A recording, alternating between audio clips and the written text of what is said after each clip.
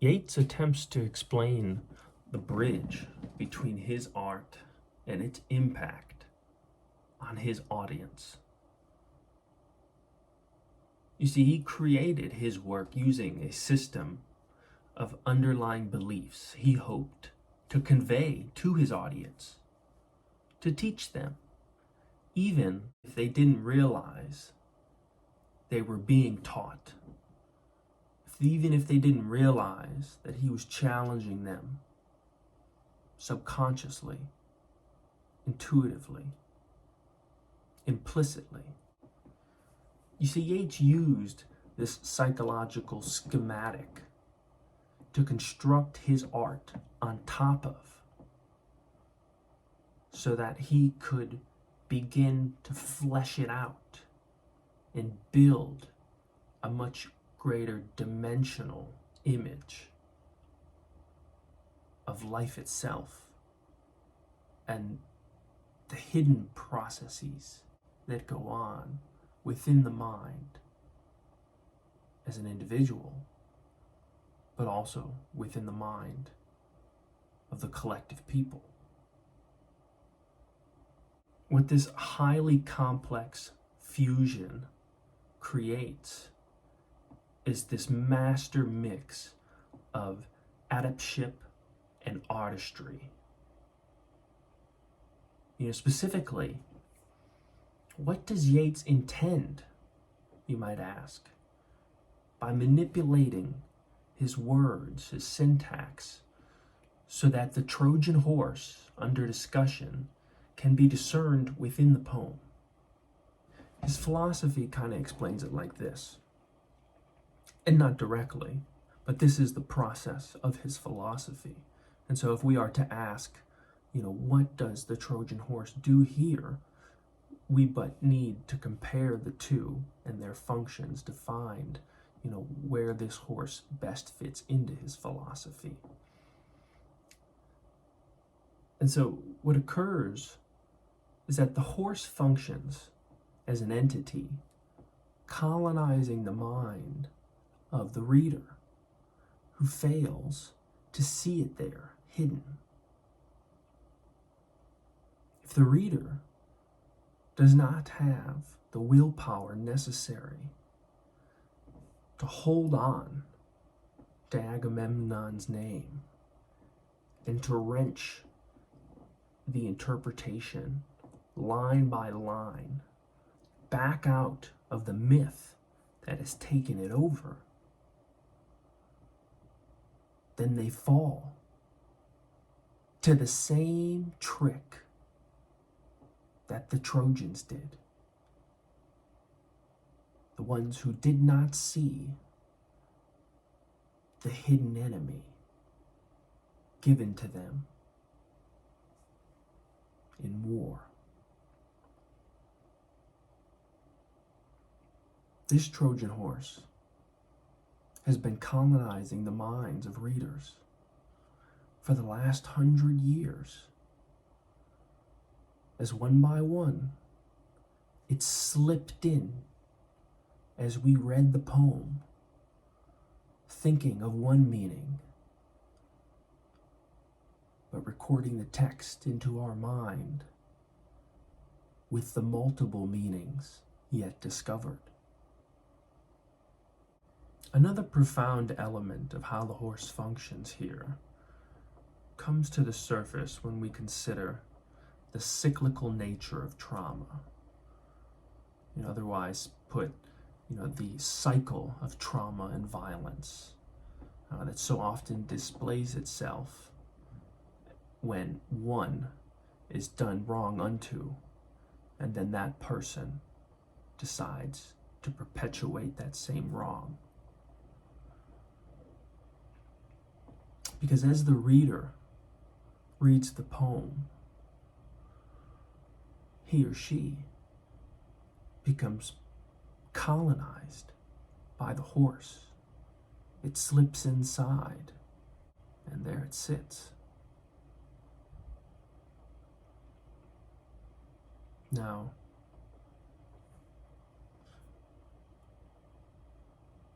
unbeknownst to the reader, that when they imagine the rape of Leda, it has been a complete fabrication. The woman is made up. This swan, sexually aggressive, is also made up, fabricated in our minds as we read the poem. And so what is done unto one, one does unto another. And so as the horse colonized and penetrated our minds, we, unwittingly, construct an imaginary scene where a woman is victimized by some mystical beast. And so we perpetuate the violence that we didn't even know occurred. And we perpetuate it without even knowing that we are pushing it. And so simply, in this one act of misreading the poem, we have perpetuated a culture of violence when it wasn't necessary. Now you see, the third quarter intellectual interpretation is exampled to us by using the Trojan horse.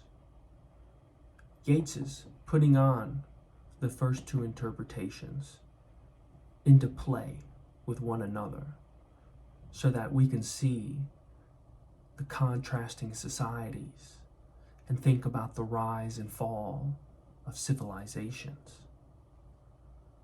And so that we can then focus on this thing, the Trojan horse, this idea of a lie handed to us in disguise. And so this poem itself is a mini example of us taking the lie without us knowing it and perpetuating it unwittingly, even in most cases. But this is a small example of something much greater. For W.B. Yeats was not simply concerned with whether or not you discovered how clever he was, how good at writing poetry he was. He was concerned with the overall state of your soul and its progress towards enlightenment, what stage it was on, and how it was fighting. And more than that, he was concerned with the state of humanity at large in the world, particularly, of course, even with his own countrymen, fighting for their independence. So the poem is just an example of what's happening on a far greater scale.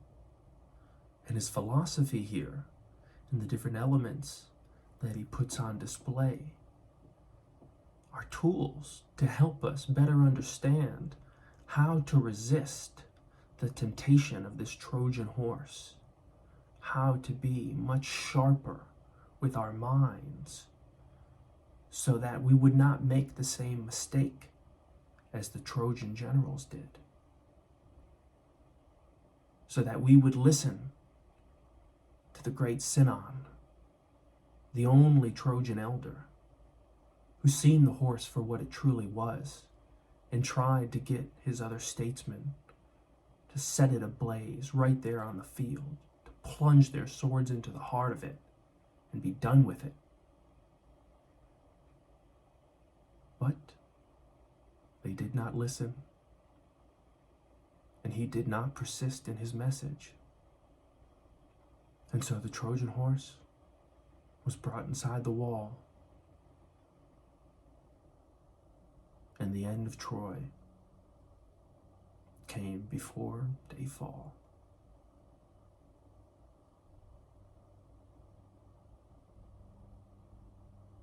We are all facing our own Trojan horses.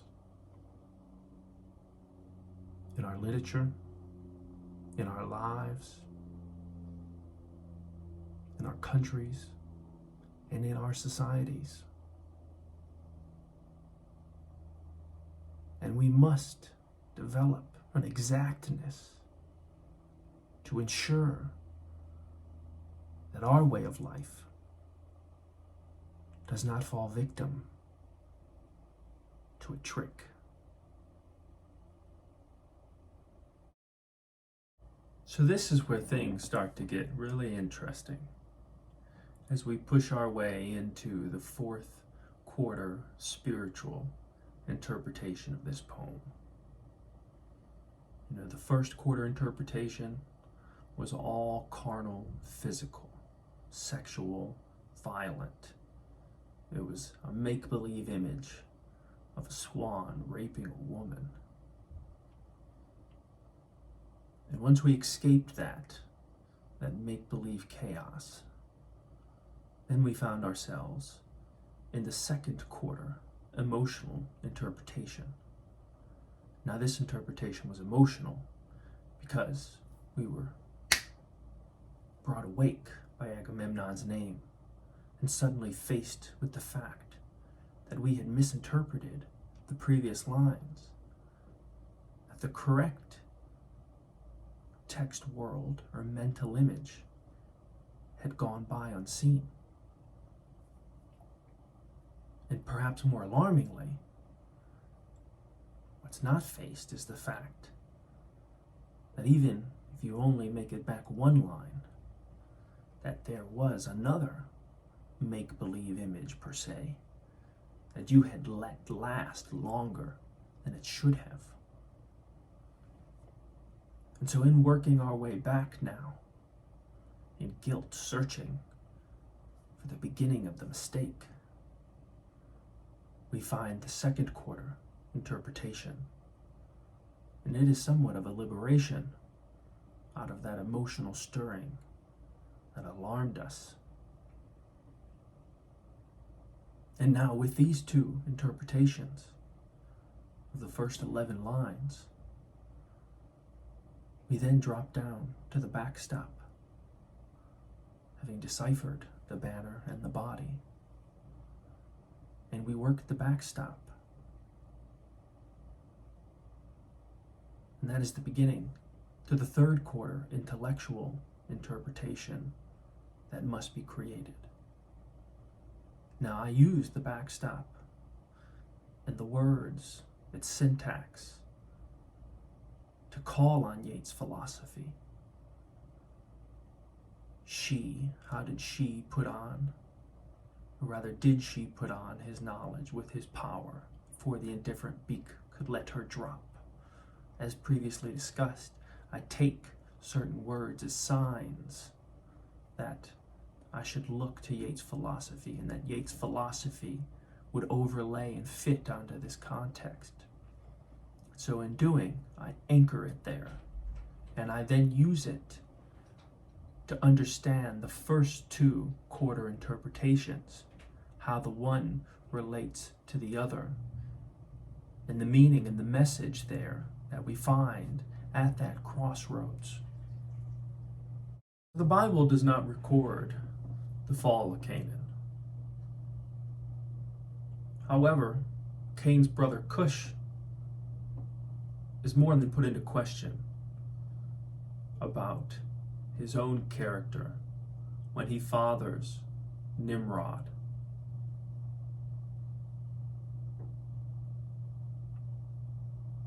And so at least posthumously, Cush fell from grace, similar to how Canaan had.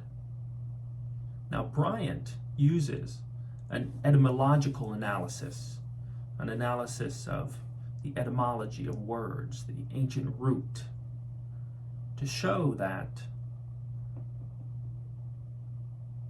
the Cushites invaded Egypt, and while there, they allotted land to Ham's other son, Mizraim, and they built a mighty empire of which the Canaanites were related to. Now, what's interesting is that Jacob Bryant suggests that the Canaanites worshipped Ham, but they worshipped him under many different names.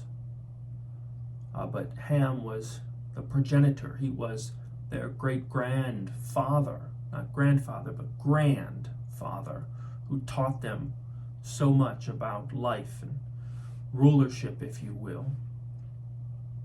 You see, Jacob Bryant explains that in Egypt, Ham was known by different names as a deity.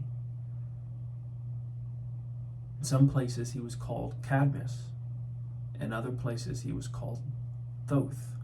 In other places he was called Zeus. But he says no matter where these names occurred, principally the one person that they were lending their esteem to was the original Ham, the father of the sons who built those civilizations.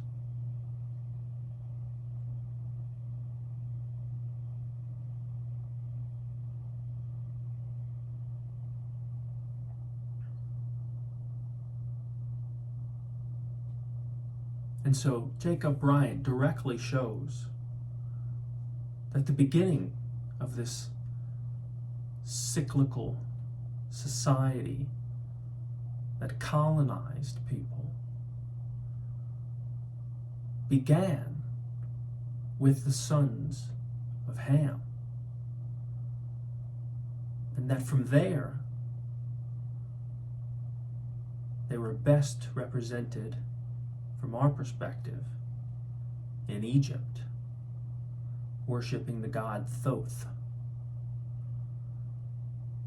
And that from Egypt, as time passed, the culture moved.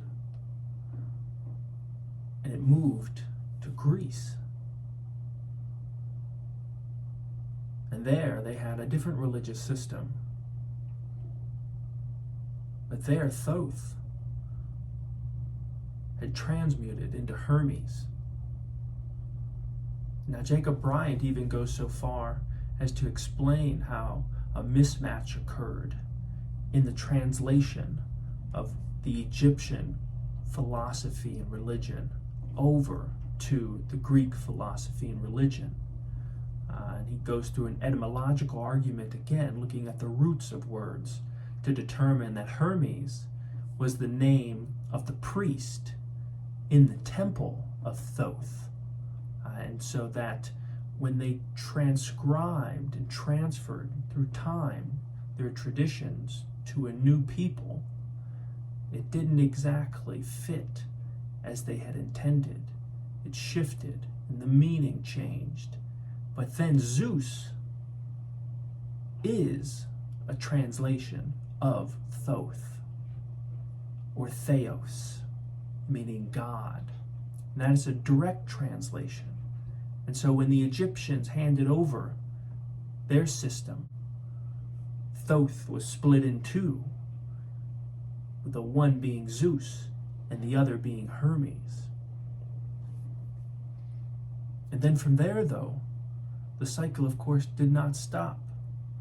That from Greece, when the Greek kingdoms fell, the migration occurred. In Italy, Rome would take over and rise to supremacy in the world as the new seat of power.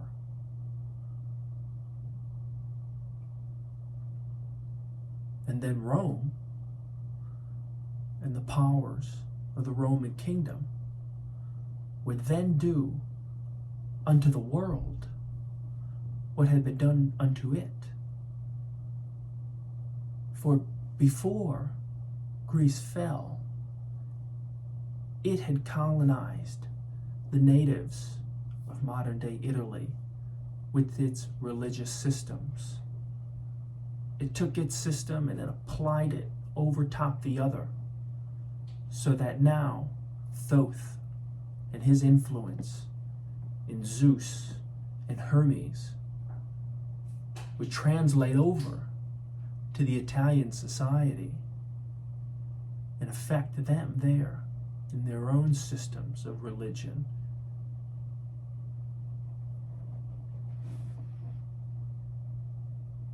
And in due time, Rome would come to fall, but not before it exacted its influence and its religious colonization and foothold into different places of the world, so that even again, when that grand civilization fell, it had been restarted and relocated into a new area, onto a new people that would then be led to commit the same atrocity, the same injustice on another people somewhere else in the world.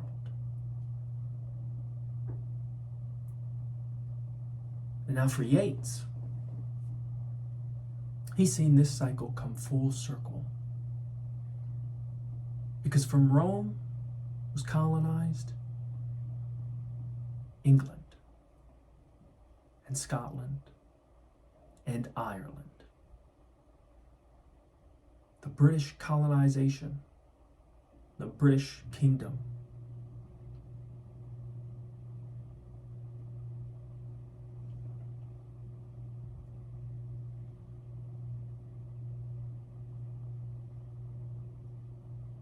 and so in some sense, when Yeats found himself in the 1920s battling off the slowly moving British culture that he and many others felt were overtaking Ireland and displacing all their native traditions and their normal practices, when he saw this, he felt as if he were faced with the same cycle of trauma that had begun with the sons of Ham and the curse on the line of Canaan. With Jacob Bryan's history in mind and Yeats' philosophy right next to it, it is quite clear to see the cycle of colonization, the cycle of trauma and violence that has persisted and pervaded our world for thousands of years, unbeknownst to many of us. And Yeats found himself face to face with that beast, trying to help free his people, the Irish people, and the rest of the world at large, from the chains of that culture. Now, it didn't stop with Greece, for Greece's influence on the natives of modern-day Italy began as they tried to colonize their native practices and ways of thinking with their own systems of religion and governance. And so eventually,